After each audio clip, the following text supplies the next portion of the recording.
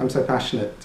Like all of you know, I had a kidney failure, dialysis, and asthma, and gout, and what was said about you've got to sort of do the inner work, and then otherwise these patterns keep coming back again and again, whether they be physical patterns, or relationship patterns, or work patterns, or whatever, compulsive patterns. They all keep coming back. They reoccur. It's like they start to come back again.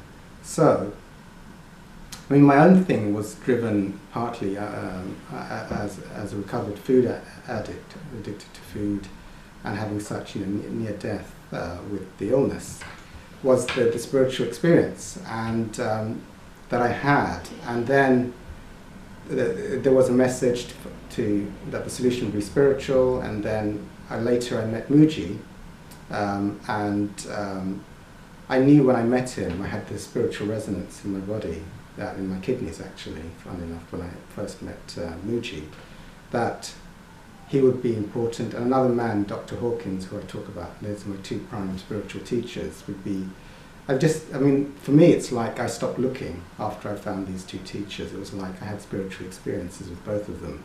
But Mooji is very, very similar to Eckhart Tolle, and talks at in the same direction. Where is all this? How can we let go of all the suffering? And it's to find that place which cannot suffer. And also for me, with Hawkins' work, it's like Hawkins is beautiful because he gives a pathway towards that, which is not so radical as Mooji, which is just do it now, which is you can work on things like unconditional love and being of service and letting go of resentments and all the blocks and angers and everything within, and the guilt and the shame. And Mooji is like bang on it. Like, let's forget all of the forget doing the gradual work. Let's find out right now. Let's find out right now. So what is here, right now? I think the door's open actually. Yes, I left it. Oh, okay. No, it's fine. No, it's okay. Leave it open. Yeah, no, it's fine. Let's cut to the chase right now. So this is Mooji's approach. Forget all the gradual spiritual work. And it's also Eckhart's approach as well, which is, in this, let's find right now that which is here, which is not a thought. What is here? So what can I be? The question that Mooji uses is, what am I? To find out. It's the self-inquiry question. And actually, we also read from A Course in Miracles here. We may do some today. And it's quite funny. One of the lessons is, what am I? In the Course in Miracles. I put it recently. So Mooji says, who am I? And the Course in Miracles says, what am I? And so, the lovely quotes that were brought in on the card. So, let's use this. So what investment has gone into identity? Well, and that cuts right to the chase in one direction. All the confusion and all the manifestation of problems, of health problems, of work problems, of being unhappy with the world, are because of investment. Investment's a nice word.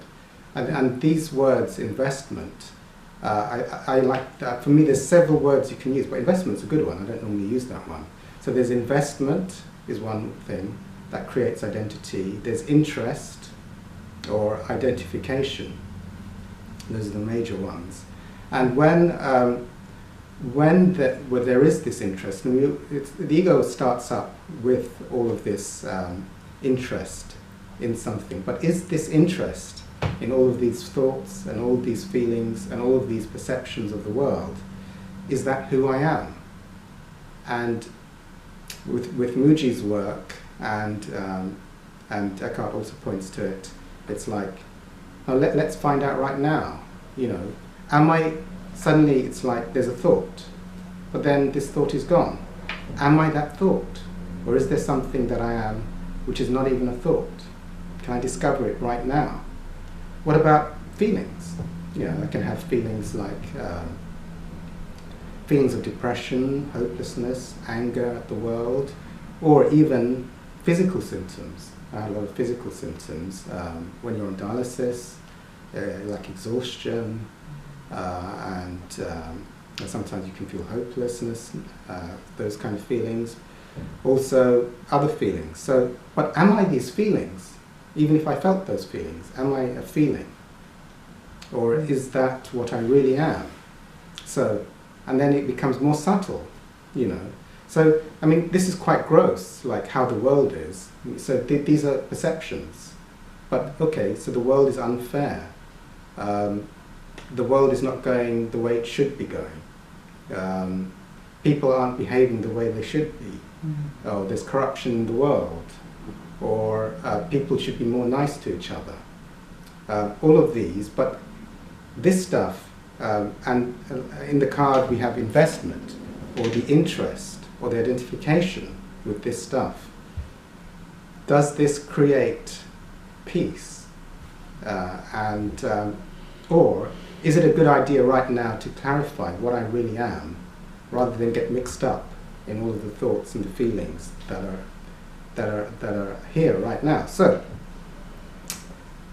like most of you know, my own experience was I was so inspired by Mooji and Dr. Hawkins' teaching. Dr. Hawkins had about 20 illnesses, some of them life-threatening, and using spiritual work, mainly spiritual work, all of them left. And I was so inspired, and this is this is partly why this group is here. But partly I had such great willingness to do the spiritual work, because he said that you can let go spiritually of all your illnesses, and through that work, the dialysis machine had a miraculous transplant. The gout suddenly stopped. I was discharged. The asthma suddenly stopped. I was discharged from the asthma clinic. The gout has stopped. I don't take a gout medication for many years now. So I've not been using a machine. Transplant dialysis machine for many years. I've not been using inhalers for many years. I've not been taking gout medication for many years. And for me, it's like there is a spiritual solution to all of this stuff, and it's good to do all the things that you should be doing. Go to the doctor and take care. But the spiritual work, and so Dr. Hawkins did research via kinesiology, which is, I don't know if you've heard of muscle testing or kinesiology. You have? Oh, yes. Excellent. Okay, so that's making it very easy. But using muscle testing or kinesiology, which is like an alternative therapy, he found that you could ask questions from the universe, like, is Jesus Christ, was he integrous? Yes. Spiritually integrous, and you can check the muscle strength. And he found out that you get a positive. He was. Was Adolf Hitler integrous, an integrous man? And you check, and then you would get the answer: he wasn't. He wasn't in integrity. So when you're able to do the test, you're able to find out a lot of information. And he developed a map of consciousness on a scale of 0 to 1,000 to discover the levels of spirituality, consciousness within. So doing all of this, I took it on faith, because I had a spiritual experience when I watched his DVD. And all my illnesses are gone through miraculous medical intervention, but are also disappearing. So, and I have a much more peaceful life. I have a great relationship with my parents now, and it was quite horrible before. All of this through doing inner work. And what Hawkins said was that I think all of us know here, it's like thoughts can manifest. If you hold a thought in mind, if you hold a thought in mind, they can manifest. But also for me, and this is just my orientation, which I took from Hawkins, is that it's more beneficial for the world for me to raise my consciousness than it is to stay at a level of consciousness and tell the world how and try and force the world to change. And he did it. It's like, so there's a scale of 0 to 1,000. 200 means you're neutral. Anyone below 200 means you're very negative, selfish. So if you were to get to, just very, very quickly, I think if you were to go do some inner spiritual work and get to about, these numbers are not approximate, but if you were to do a little bit of inner spiritual work and get to something like a consciousness level of 300, you counterbalance the negativity of about 40,000 individuals who are below. And if you get to enlightenment, which is a very, very high level, which is what Eckhart and Muji talk about, very, very advanced, then you counterbalance approximately 10 million people below. So what does that mean? It just means if you had like someone like Buddha sitting in the room, and there was someone in the next apartment thinking of committing suicide, just that energy radiating out would mean on that particular day they'll think, oh, actually I won't commit suicide today. So it's the positive radiance of the inner energy. So when one is very much, so that shifted my thing. You know, it's more important for me to find out who I am and discover my true spiritual nature and stay and be in that place. So the spiritual nature is more of being. It's a beingness. It's a presence. It radiates out into the world. The more one is in ego, it's more about I have to control the world to make the world behave the right way, and then the whole world will be good. But then if the ego is too dominant, then one becomes selfish, and it becomes all about the world needs to change just for my own benefit, that selfishness. Otherwise it's like one can be in the mentalization. So for me, of course, then all of my thoughts are manifested. How illness, and for me, I was very interested in illness. Illness is the thing of a lot of suppressed feelings, a lot of guilt and shame and anger, which I haven't processed through, plus holding thoughts. If you hold a lot of guilt and shame within, or anger, then it's like you pick up a thought which reflects that for your punishment. So you may get like, for example, if I think that I feel guilty because I create a lot of pain in the world to other people, and I have a lot of guilt which I've not processed through, then I may get something like gout, extreme pain.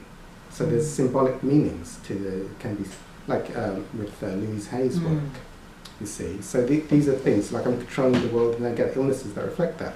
Or if I have not resolved certain patterns within myself, then I may, through kinesiology, past lives and karma come into as true.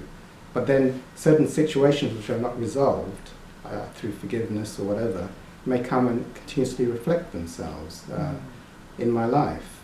I often share in here that the karma thing, which I'm also a trained hypnotherapist, but I don't do past life regression, but is that I found that in spiritual groups I was losing my hats and scarves quite a lot.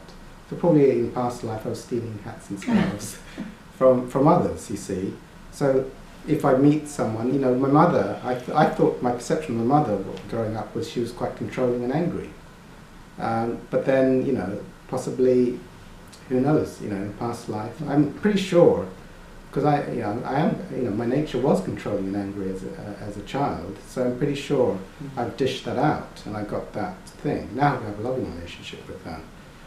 And for me, it's like, how did that happen?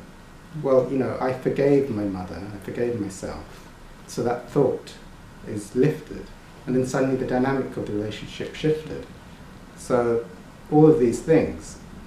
Also from kinesiology, we know that with the acupuncture meridians, you have energy lines around the body that the Chinese have known for a long time. Whenever you hold a negative thought, your energy lines become blocked. And so hence the start of certain illnesses can occur. Like I had kidney failure, the Chinese know that fear is connected with the meridian that goes through the kidney. Kidney related with the emotion of fear. The Chinese have known it for thousands of years. So if you hold fear regularly, you're blocking the energy line. Something along that line is probably going to blow out, like your kidney could blow out. So this is not. So there's a more subtle level to the physical level. There's the energetic level, the spiritual level. Things like depression, all kinds of ailments. So all of these, but then all of this is what can alleviate all of this very, very fast. There's few ways. You can work on it through doing gradual spiritual work like forgiveness, the Course of Miracles. I do the Course of Miracles. It's very, very powerful. We share about it here. But is what Muji does. Let's right now find something that's here which is not something that you can identify with. So can I be, like I talk about, I make it into an image, like a metaphor, but actually it's beyond images and metaphors. It's just like, okay, let's discover right now what I am. So if there was an eyeball here right now, and it could see a mug of tea on the table, we got to be very, very clear, like let's discover what I am right now. Am I the mug? Is what I am going to be the mug, or am I going to be the eyeball that sees the mug? Which one is going to be really me? So I'm going to answer my own question. I cannot be the object out there, because I see the object out there. So there must be a more intimate me, which is not the object I perceive out there. Okay. So if I call myself, I can see a mug, an object, I'm the object because that's what I am, then that cannot be me. I have to be clear on that, because I want to discover now the truth of who I am. Okay, so that's the simple metaphor. Let's discover right now who I am, what I am, which is not an object. If I said to myself, okay, I cannot be a perceived object out there. Okay, so, I see the mug, I'm not the mug. Am I a camera? No, I can't. A camera is an object out there. So let's discover right now. Let's not get confused about my identity. I'm not a mug. I could believe that I'm a mug, but that then would be, I'd be going around and saying I'm a mug. So, but then that's not really my true identity. I'm not a mug. So, okay, I'm not an object. Okay, let's now clarify right now who I am, or what I am. Can I be a thought? Okay. What about the investment in my thoughts and thinking? Well, there have been times in my life when there's been silence and no thought present. So, and actually sometimes there's lots of thoughts, sometimes there can be no thoughts. And I've experienced no thoughts. Therefore, all my thoughts are objects. All my thoughts are objects. I'm not the thoughts. Because otherwise I'm calling myself a mug, as a metaphor, So, okay, I have to be 100% clear on this. Because if I pick up a thought saying I am my thoughts, then I'll be a mug again. And I don't want to be a mug in the next second. So, okay, so we can clarify right now that all of these thoughts are not me. Okay, so just, if I was thinking a moment ago I'm a mug, stop that, if I thought a moment ago I'm the thoughts, forget the thoughts. Or as was said on the card, the investment, forget the investment in the thoughts. Just for a while. They're objects. Okay, what about feelings? Well, there could be feelings here. What, am I the feelings that I witness or observe or perceive that pass? Well, suddenly I could feel anger. And then there could be the rising of anger, and then there could be anger here, and then the anger could pass away. So that's being perceived. There was no anger, then there was a bigger amount of anger, and then the anger left. But then all of this came and went. But there was something that perceived the coming and going of this. Okay, so all the feelings that can pass forget them. Well, it's not forget them, lose your investment or your interest or your identification with them.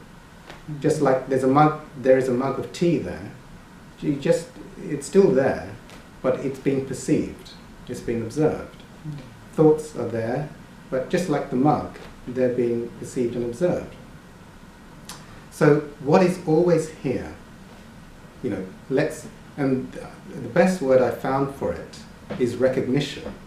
Right now is to recognize the recognition, what is here, which is essentially it's something that cannot pass. Because all the things that can pass, it observes.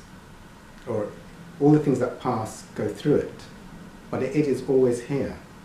So once you recognize that and then have the willingness to stay in that eternal stillness and silence, then one finds that health problems start to disappear.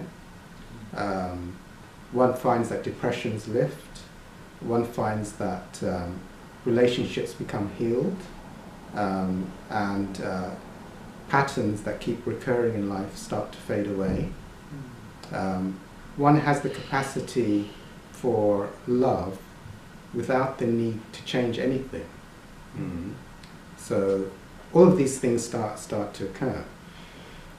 So I hope that everyone has recognized something that is here, which is eternally still, eternally silent, and is constantly here. It's not burdened by anything. It's like the constant silence that is always here. And when you rest in that silence or that stillness and trust in that, then all other things start to fade away. And the silence in itself has enormous power to create change in the world. And once you recognize it, it's just letting go. So what can take you out? If you're recognizing the stillness and the silence, the eternal silence that is here right now, what takes one away from that?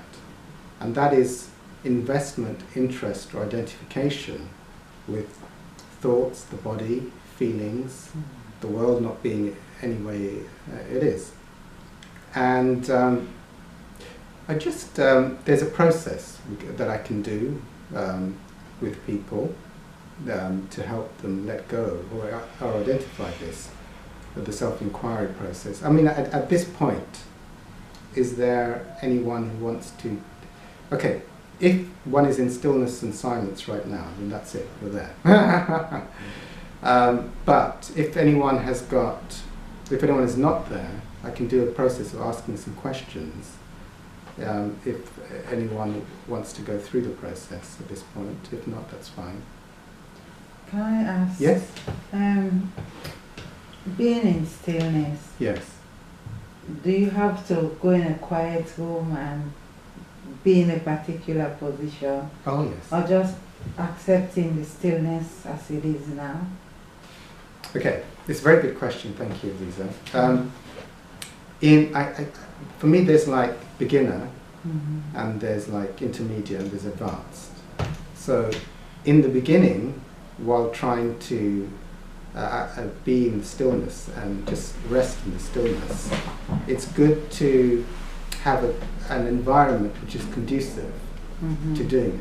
Yeah. For me, usually, I mean, I love, my environment is just to sit on a comfortable chair in a relatively quiet room, and then let go of my identification with thoughts.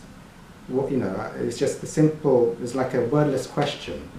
What is here that is observing everything? It observes the thoughts and the feelings, and immediately I recognize, oh yeah, I was being interested in my dialogue again. Why did I do that? So that's that. And then, so in the beginning, you want the environment to be conducive. So you want like a quiet room.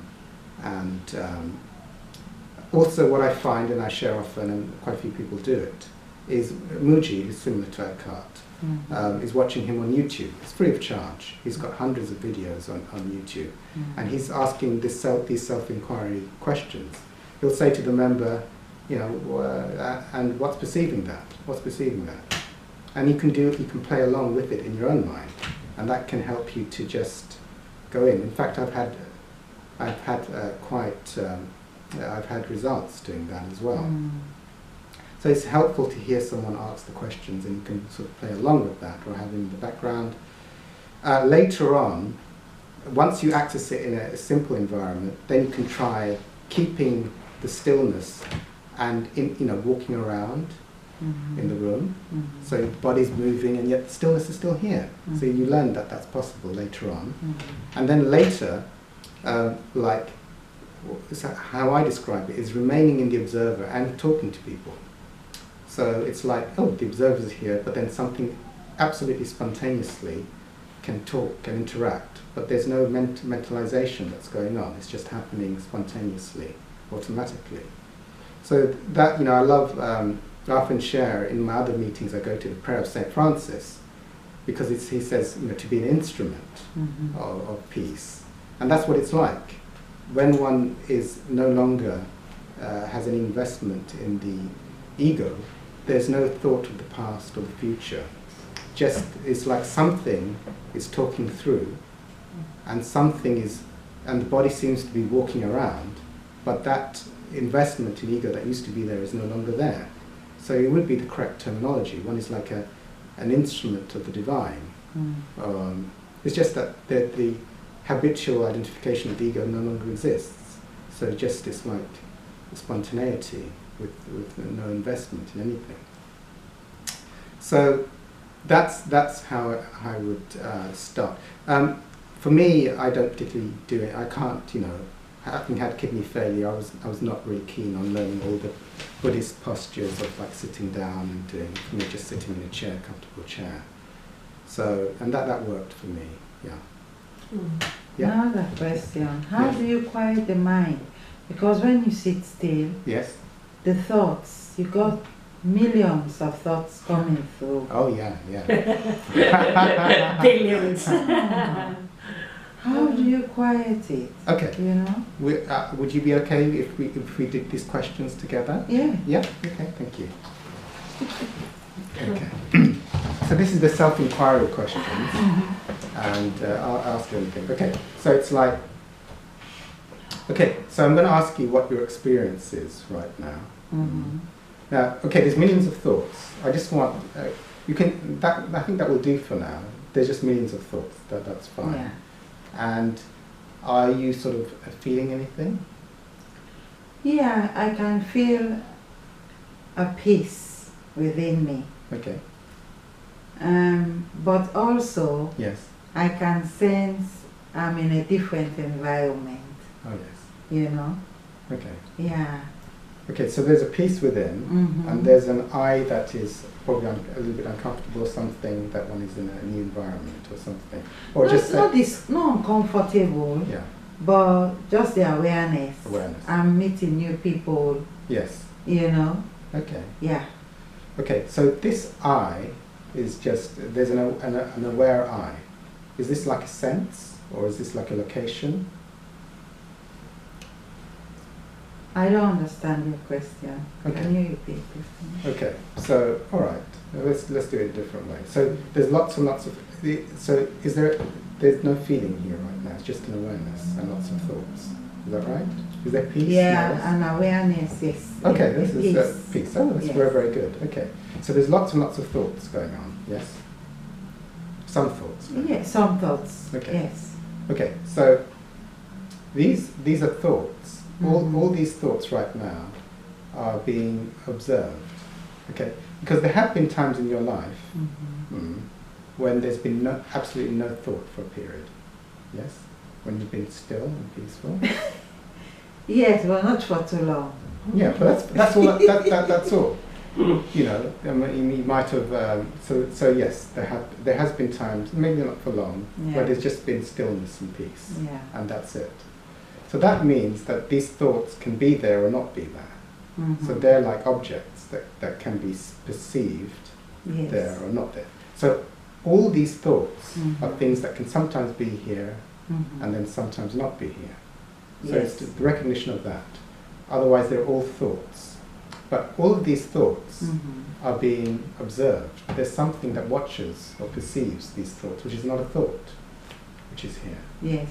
Okay. Yes. So if you let go of the interest in the thoughts, I mean, they can be there, that's fine. Mm-hmm. But there's something here which is not none of these thoughts. Mm-hmm. Are you in this place right now? Mm-hmm. Okay, this place, has this place got any problem? No. Okay. Now, you're there then now, yes? There's no problem? Is it limited in any way, this place? No. Is it fearful or angry or anything like this? No. No. Okay. Good. And that's it. You see, It's so simple. it's very, very simple. Now, just staying there and trusting that Yeah. and coming from that all the time. This place is unlimited. It's always here forever. It's Mhm. eternal. It doesn't get tired. It's free. Mm-hmm. It can give. Mm-hmm. And that's it, really. That's beautiful. Yes. Gosh. Yeah. Thank you. It's very simple. It's very, very, very simple. Yes, it's very, very simple. Thank you. Thanks.